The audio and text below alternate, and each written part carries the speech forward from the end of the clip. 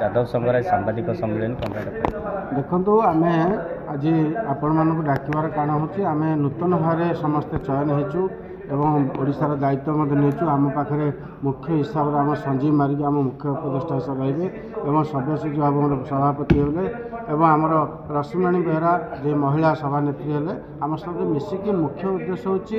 ये जो आम यादवर माँ भौणी मैंने युवक मैंने समस्त जो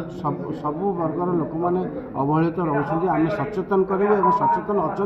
धीरे धीरे आम पीढ़ी आम पूर्व पीढ़ी मैंने बहुत प्रचेषा जारी आमको जो दायित्व दिखाई आम निश्चित भाव में ब्लॉक टू राज्य पर्यंत आम कमिटी गठन करूँ और सबू क्षेत्र में आम सहयोग करूँ से हक मागू सरकार पाखे नवेदन करूँ आम हक जो गोपालन हो पाठ पढ़ार हो सबू क्षेत्र में केमती आगू जी से आम चिंताधारा कर सब चेष्टा कर प्रथम तो धन्यवाद ज्ञापन कि मो ऑल इंडिया यादव महासंघर मत ओडिशा यूनिट्र प्रेसिडेंट भावे करिथिबारु तो आमर प्रथम फोकस रहिबो जे महिला माने केमती आगु को आसीबे आउ तांकर केमती डेवलपमेंट हबो से माने शिक्षागत योग्यता आउरी बढ़ी कि से माने जेमती सब